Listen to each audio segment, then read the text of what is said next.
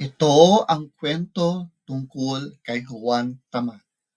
Pero masipag na si Juan ngayon. Noong unang panahon, sa isang maliit na baryo, sa paanan ng bundok, nakatira si Juan. Kasama ang kanyang ina na si Aling Rosa. Kilala si Juan sa kanilang lugar bilang pinakatamad na binata. Sa halip na tumutulong sa bukid, mas gusto niyang humiga sa ilalim ng puno ng mangga at magbilang ng ulap. Ay, ang sarap magpahinga. Mamaya na lang ako maghahanap ng pagkakain. Hindi naman mauubos ang pagkain sa kusina, ang sabi ni Juan. Pero hindi alam ni Juan, kaunti na lang ang laman ng kanilang bayong at halos wala ng bigas sa kanilang bangang palay.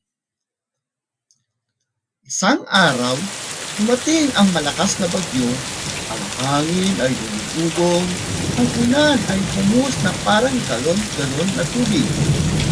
Natumba ang kanilang mga pananim at natangay ang mga gulay sa bukid. Juan, wala na tayong makakain. Kailangan nating magtanim ulit.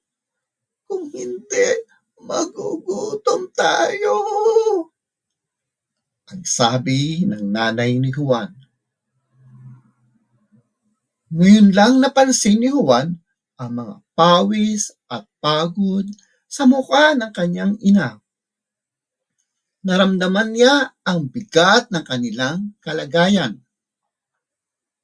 Kinaumagahan, gumising si Juan bago pa sumikat ang araw.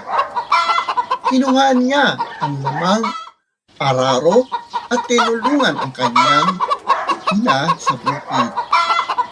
Sa una, mabigat at masakit sa katawan, pero hindi siya tumigil. Ang hirap pala nito. Pero para kay nanay, kakayanin ko. Nagtatanim ng palay si Juan habang umaawit. Meron sinta, uwak ng papaya, dalay ng gusto, isigla ng tayo. Nagdidilig din ng mga halaman. Nanguhuli din ng isda sa ilog para may ulam.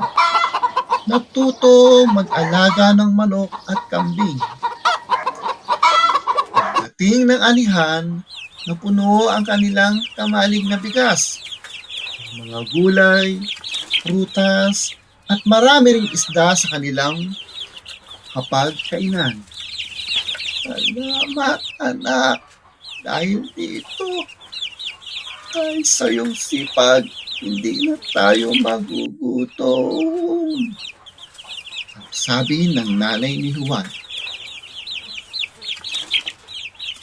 Juan, tulungan mo na kami rito sa pag-aani, ang sabi naman ng mga kapitbahay ni Juan. At hindi nagdalawang isip si Juan at tumulong.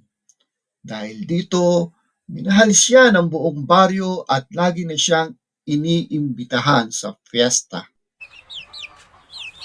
Mula noon, nakilala si Juan na hindi na bilang Juan Tamad, kundi bilang masipag na si Juan. Ito ay isang halimbawa na ang kasipagan at tiyaga ay nagbubunga ng kasaganaan at respeto. Ang aral sa kwentong ito ay, kapag nagsikap ka at may tiyaga, hindi lang ikaw ang makikinabang, kundi pati ang mga taong nakapaligid sa iyo. Salamat sa panonood.